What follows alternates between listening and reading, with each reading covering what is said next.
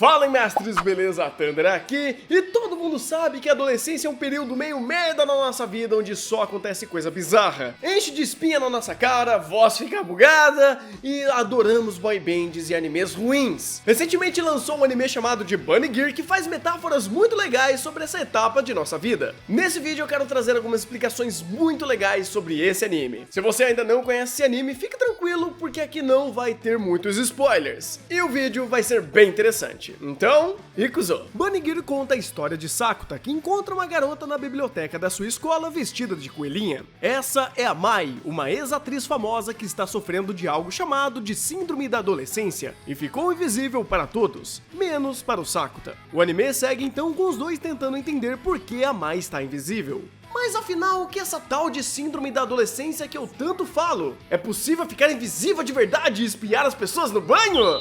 Maurício Knobel, professor emérito da Universidade Estadual de Campinas e dono de um currículo de excelência, exemplifica a síndrome da adolescência da seguinte forma: o adolescente passa por desequilíbrios e instabilidades extremas de acordo com o que conhecemos dele. Em nosso meio cultural, mostra-nos períodos de relação de introversão, alternando com audácia, timidez, descondenação, urgência, desinteresse ou apatia, que se sucedem ou são concomitantes com conflitos afetivos, crises religiosas nas quais podem oscilar do ateísmo anárquico ao misticismo fervoroso, intelectualização e postulações filosóficas, ascetismo, condutas sexuais dirigidas para o heteroerotismo e até a homossexualidade ocasional. Tudo isso é o que eu chamei de uma entidade semi-patológica ou, preferindo, uma síndrome normal da adolescência.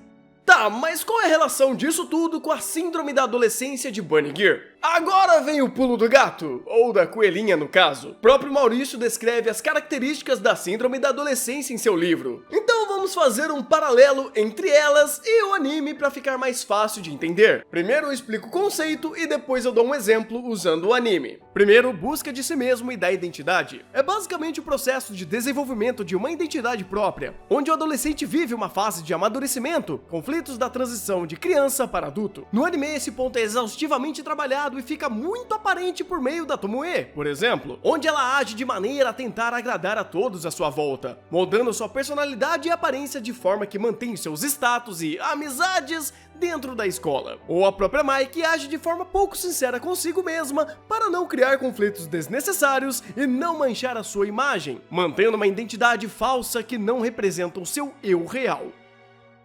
Número 2, tendência grupal. Aqui o comportamento de grupo proporciona uma segurança pessoal. Tal tendência gera as famigeradas panelinhas quando acontece em um coletivo. Esse é um dos mais fáceis de exemplificar, já que toda a construção inicial do anime é basicamente em cima do coletivo versus o indivíduo, desde o processo de exclusão daqueles que não se adequam e até a forma que criam uma verdade que o inconsciente coletivo deve respeitar. Por exemplo, é quando você ou algum colega fazia algumas piadas com alguém que era alvo de zoação, só pra aparecer ou se enturmar, ou até mesmo quando todo mundo começa a ter tendências parecidas e os que não fazem são excluídos. Tanto a obra quanto o Maurício se corroboram nesse aspecto. A própria Tomoe tem quase um arco inteiro só pra falar sobre esse processo dela vivenciando isso.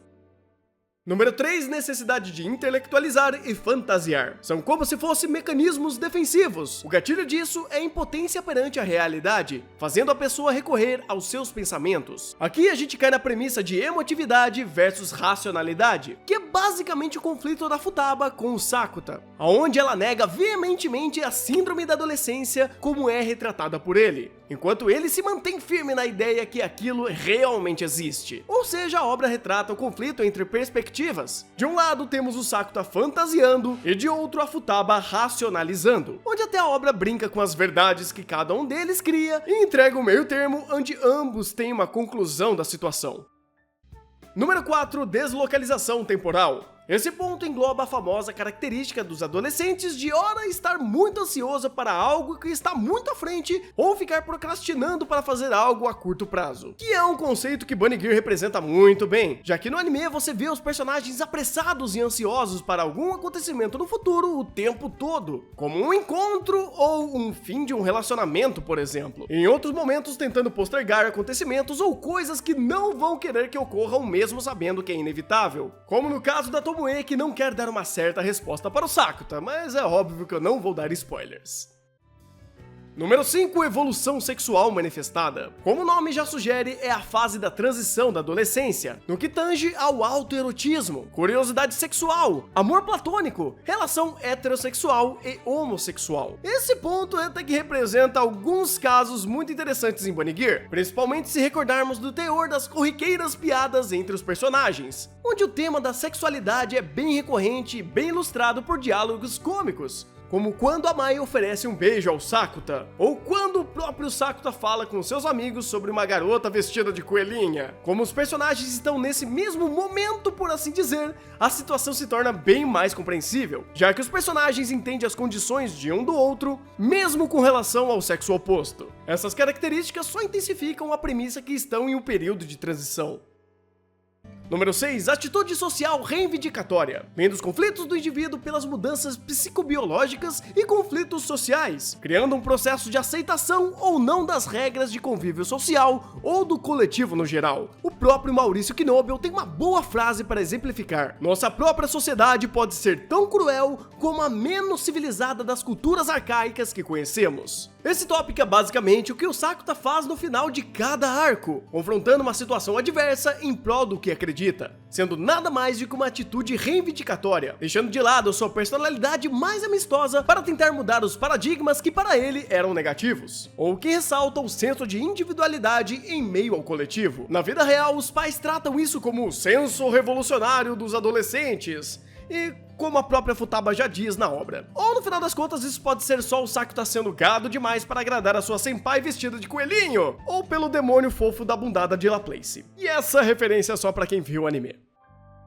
Número 7, contradições sucessivas em todas as manifestações da conduta. Representa o conceito de dominar a sua conduta pela ação, onde o adolescente se expressa de maneira a não seguir uma postura rígida ou absoluta, transitando de contradições de personalidade. Basicamente é a representação da sinceridade excessiva do Sakuta, a experimentação, tentar ou não tentar algo para descobrir o que é e matar a curiosidade. Ou seja, no caso dele, comentários e ações pouco típicas. O exemplo disso é quando ele diz: eu posso imaginar tudo só com o barulho do chuveiro. Ou até mesmo jogar o celular ao mar para reduzir o efeito da síndrome da adolescência. Aqui testa-se as possibilidades mesmo quando é um consenso que aquilo foge do correto, ou do mundo adulto, ou do senso comum. Um certo rolê de madrugada no episódio 8 representa isso muito bem também.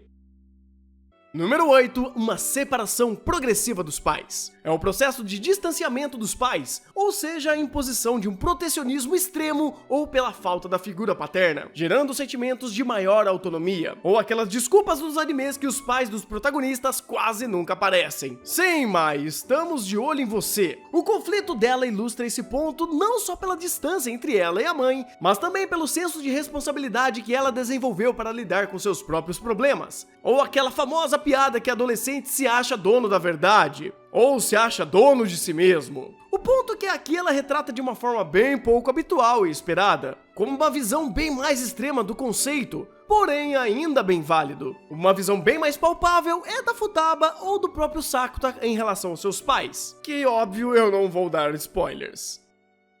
Número 9, constantes flutuações de humor e do estado de ânimo. Trata-se da constante tentativa de digerir narrativas internas, sejam prazerosas ou não, tendo sentimentos como o gatilho que, dependendo das circunstâncias, produzem essa inconstância. Ou, resumindo para os otakus, é o surto de tsundere. E sem esse exemplo vai pra Mai de novo. A sua atitude de tsundere mal compreendida retrata perfeitamente o conceito, bem como a forma de como transita seu humor dependendo dos conflitos que acaba se deparando no decorrer da sua jornada com o Sakuta, vivendo esse contraste de constante desesperança enquanto busca por satisfações, principalmente pelo Sakuta.